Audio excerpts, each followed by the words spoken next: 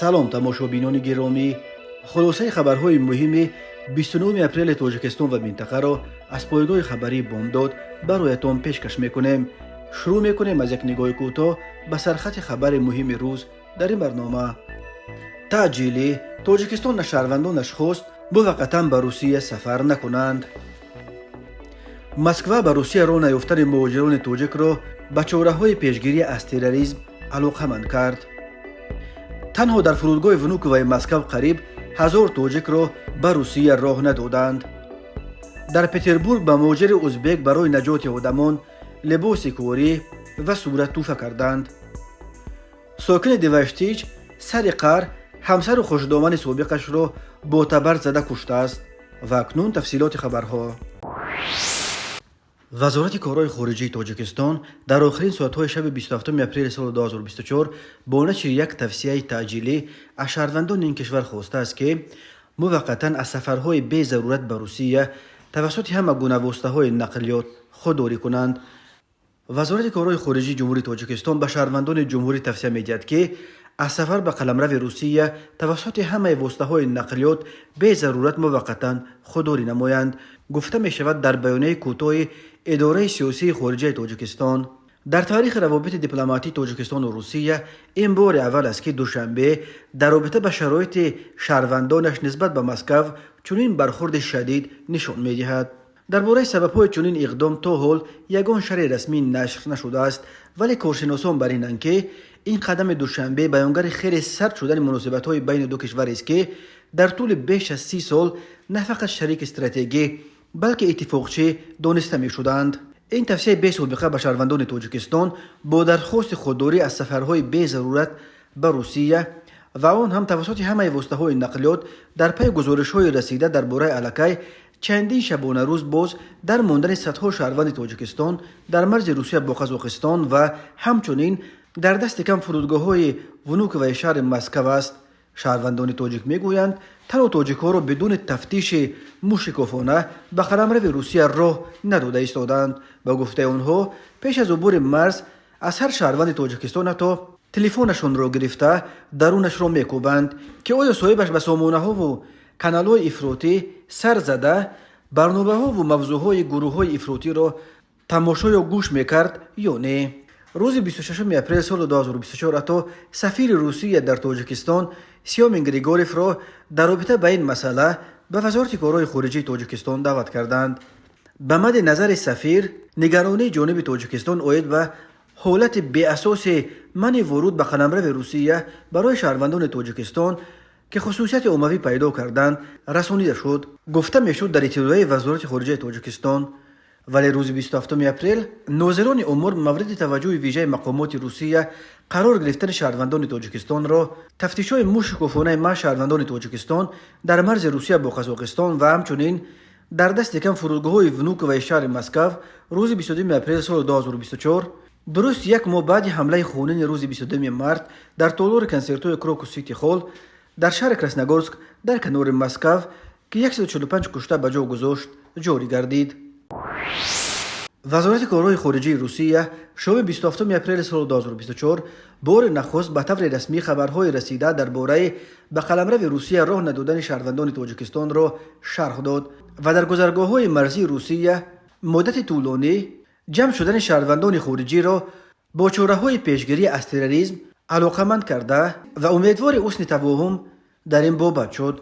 ماریا زاخارova نماینده رسمی وزارت خارجه روسیه گفت در چارچوب فعال ساختن چاره‌های جهت پیشگیری از تروریسم مقامات حفظ حقوق روسیه قطعاً در چارچوب قانونگذاری به تفتیش موشکافانه‌تر شهروندان خارجی که به قلمرو کشور ما می‌درآیند پرداختند. به این سبب در گذرگاه‌های مرزی از جمله در برخی از فرودگاه‌ها هنگام گذشتن تفتیش شناسنامه‌ها آدمان زیاد جمع می‌شوند. جانب روسیه برای هر چه زودتر حل کردن این وضع پیش آمده چاره‌های کافی اندیشیده ایستاده است. امیدوار حسن تفاهم در این مسئله هستیم.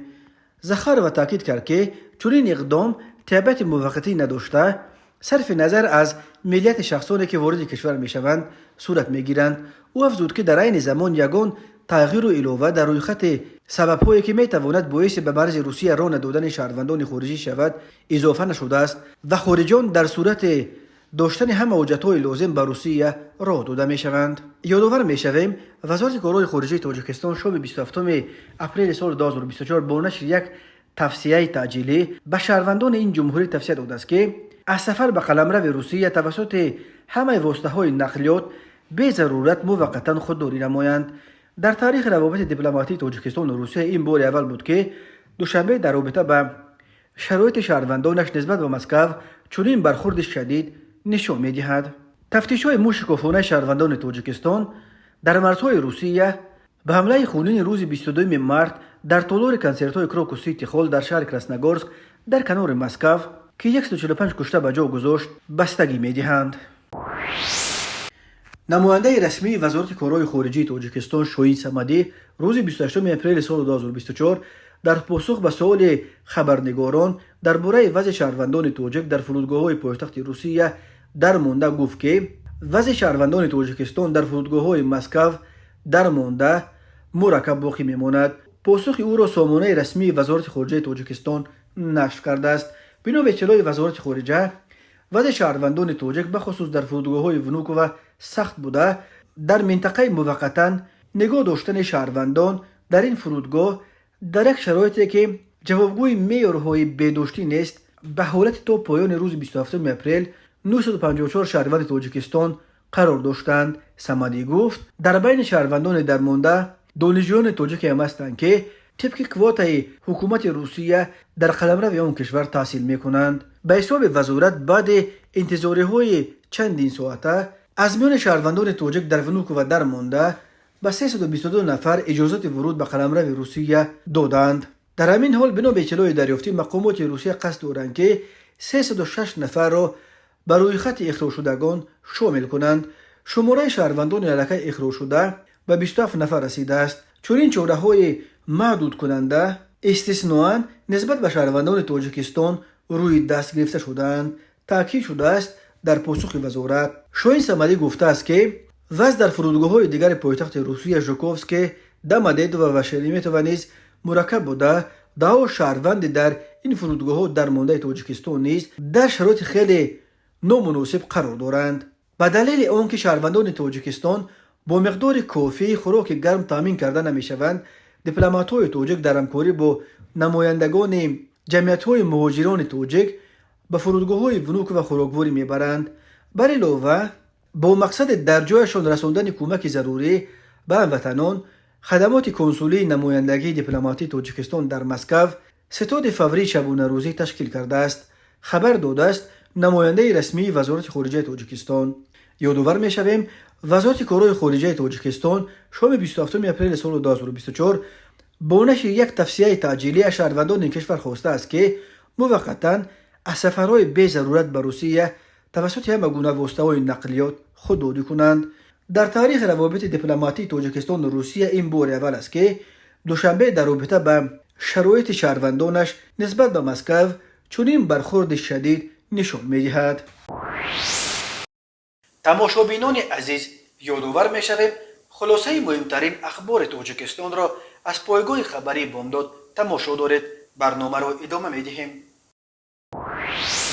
تلگرام کانال دادگاه شهر مسکو خبر داد که روز 27 اپریل سال 2024 دادگاه نوع بسمانی پایتخت روسیه درخواست تفتیشات را خانه ساخته باز یک نفر متهم به دست داشتن در حمله تروریستی در تالار کنسرت‌های کراکوس سیتی هال در شهر کراسنogorsk در کنار مسکو را به حبس گرفت. جمعخان بیگیجانوویچ برای 26 روز یعنی تا 22 ماه سال 2024 به حبس پیشگی گرفته شد. او نیز بر اساس ماده 205 قسم 3 بند به کودکس جنایی روسیه به دست داشتن در حمله تروریستی ایبدار می شود. خود جمعخان قربانوف 21 ساله یا نزدیکانش برای شرح قضیه دسترس نیستند، ولی بنا به فرضیه تفتیشات که تلگرام کانال دادگاه شهر مسکو اقتباس کرده است، گویا قربانوف نقش جنایی تامین پول برای تیار کردن عمل تروریستی از جمله تامین اعضای گروه متشکل با واسطه علاقه مبیلی و پرداخت پولشان را به دوش داشته است. تفتیش این ادعا توسط منابع دیگر هنوز میسر نشده است. مقامات تفتیشاتی و دادگاه درباره شخصیت جمعخان قربانوف و عیبنامه ضد او تفصیلات دیگر ندادند، ولی رسانه‌های روسی با تکیه به منابع خود خبر دادند که گویا او برای عاملان حمله کراکوس تلفن‌های موبیلی داده پول خدمت رسانی های شرکت های مبیلی را نیز پرداخت می کرده است. بر رسانه‌ها همچنین معلوم شد که جمعخان قربانوف سال 2003 در نوحه فرخور در جنوب تاجیکستان به دنیا آمده در مسکو غیر قانونی به سر می برد و نیز غیر قانونی کار می کرد. بنا به گزارش ها او در هاستل در حدود نوحه خروشوه در شمال مسکو همراه با برادرش سوراب قربانوف زندگی می کرده است. یک کارمند این هاستل برای نووستی گفت که همراه جمعخان قربانوف برادر او را هم دستگیر کرده بردند، ولی درباره سرنوشت او دیگر چیزی به آنها معلوم نیست. هنوز معلوم نیست که تفتیشات سوراب قربانوف را نیز مثل برادرش به دست داشتن در حمله خونین کراکوس عیبدار می شمارد یا نه. درباره بازداشت شدن او در چارچوب پرونده این حمله تروریستی یگان خبر تا حال به دست نرسیده است. شام 22 مارس سال 2022 افراد مسلح وارد تالار کنسرت های کراکوس سیتی هال در کراسنگور شده ازدحام را تیرباران کردند. این حمله 145 کشته به جا گذاشت. بر اثر این تیرباران 40 نفر و باز 105 نفر دیگر در سوختاری که بنا را فرا گرفت کشته شدند.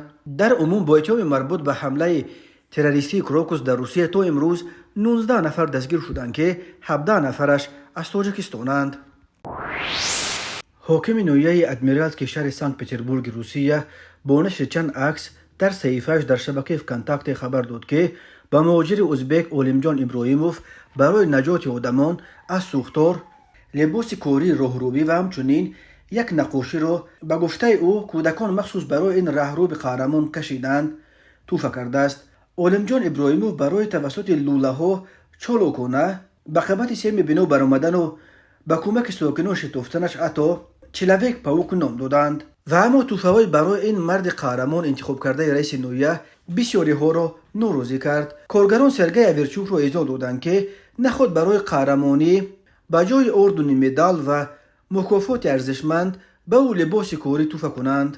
همین طور چندین نفر خطاب به رئیس نوحه نوشتند سرگی شما خودتان از توفه کردن این چیزها شرمتان ناآمد؟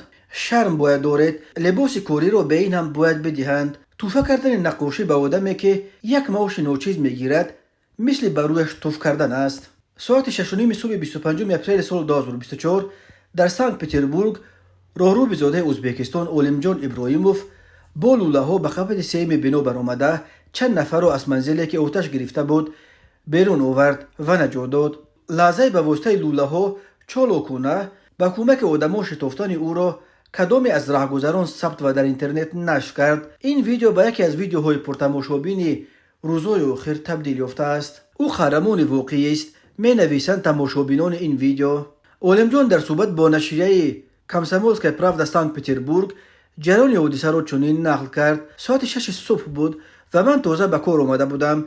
دیدم که از تریزه یک خانه علنگه آتش به هوا خیسته است. زود به اداره سوختار خاموش کنی زنگ زده خبر دادم. تا زمان رسیدن آنها سوختار چنان دامن گسترده بود که آدمان از تریزه بیرون شده خود را از کرنیز آویزان کرده بودند. دیدم که زنک‌ها داد و فریاد دارند و میخواهند خود را از قبط سیم بنا به زمین پرتویند. من اول از پایان به آنها گفتم که خود را نپرتوید، شما را حال و نجات میدهند. ولی دیدم که آنها امان داد و فریاد دارند. به خود گفتم که باید به کمک آدمان بشتابم و اولمجان به قبط سیم بنا برآمده و به زنهایی که دیگر مجال خود را نگاه داشتن در کرنیز نداشتند کمک کرد تا به لوله او بچسبند. در این لحظه سوختار نشانها نیز بالاخره زینه‌پایه خود را گذاشتند و اولمجان به زنها کمک کرده آنها را با زینه‌پایه تا پایان فرآورد. اولمجان 48 سال داشته 7 سال قبل بعد به نفقه برآمدن از ازبکستان به پترزبورگ کوچید و همراه زن و دخترش در یک بریگاد در خدمات منزلی و کمونالی نوحه ادمیرالسکی کار میکند. اولمجان ابراهیموف چست و چالاکی را که هنگام نجات آدمان نشان داد نتیجه سالهای خدمت در ارتش ازبکستان خوانده است. من در ازبکستان 15 سال در صف نیروهای دسانتی خدمت کردم. مشق بوکس هم کردم و از این رو از بس که از لحاظ جسمانی تمرین خوب دیدم در آن حالت توانستم زود واکنش کنم. من می توانستم در پایان بیستم و آنهایی را که داد و فریاد داشتند تماشا کنم. همه ما انسانیم، باید به یکدیگر یاری برسانیم. اولمجان ابراهیموف سال گذشته نیز یک زن را هنگام سوختار در کوچه ویریسکایا نجات داده بود. برای آن کارنمایی او را با افتخارنامه قدردانی کرده بودند. کمک کردن به یکدیگر قرض انسانی ماست. خداوند همه این را می‌بیند. میگوید این را رو به خاکسار از فرخانه. یک ساکن 36 ساله دهه نورآباد جماعت مجون نویه دیوشتیج به قتل بیرحمانه همسر و خوشدامن سابقش عیبدار می شود. گفته می شود که مقصود جان حسنوف بعد جدا شدن از همسر اول و دوباره ازدواج کردن با همسر خوشدامنش که نیز در دهه نورآباد به سر میبرند در کوچه روبرو و وارد مناقشه شده است و از طعنه و ملامت آنها به قهر آمده هر دو را با تبر زده کشته است. همسر سابق او مستونه بابوی و در جای حادثه و مادر او بابوی و شایره در بیمارستان جان دادند. بعد این مقصود جان حسنوف خودش اختیاراً به میلیسیا حاضر شده است. اکبر شریفی سخنگوی ریاست کارهای داخلی ولایت سوخت در گزارشی که در نشر نوبتی برنامه تلویزیونی اخبار وزارت کارهای داخلی نشر شد گفت این مناقشه خونین بین خویشاوندان سابق روز 26 مارس سال 2024 در حدود دهه نورآباد رخ داده است. بنا به این گزارش حسنوف مقصود جان سال تولدش 1988 ساکن دهه نورآباد جماعت مجون نویه دیوشتیج صبح 26 مارس برای انجام کارهای صحرایی به سر زمینش را سپرد بود. در قد کوچه همسر سابقش بابوی و مستونه سال تولدش 1995 و مادر او بابوی و شایره سال تولدش 1971 را وا خورده است. از بس که مقصود جان حسنوف بعد جدا شدن از مستونه بابوی و از نو ازدواج کرده بود همسر خوشدامن سابقش در راه او را زیر باران و طعنه و بدگویی قرار میدهند. مقصود جان حسنوف از این به خشم آمده با تبری که برای انجام کارهای صحرایی با خود گرفته بود زنها را تعقیب میکند.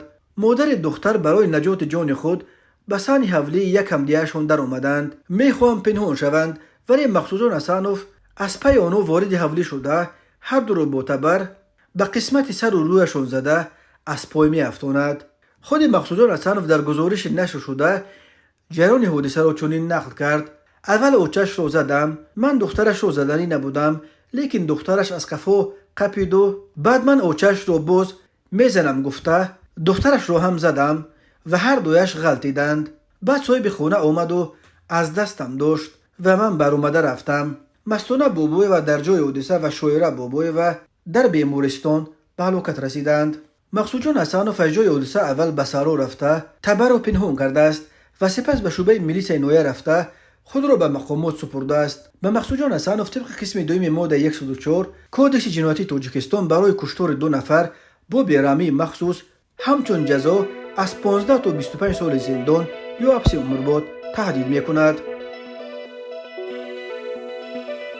تماشابینان عزیز و گرامی، این بود مرور به خلاصه چند خبر مهم امروز تاجیکستان. خبر و گزارش های بیشتر از تاجیکستان و درباره تاجیکستان و اطراف آن را در سامانه پایگاه خبری بامداد در این نشانه پیگیری نمایید: www.bamdad.com. خوش باشید.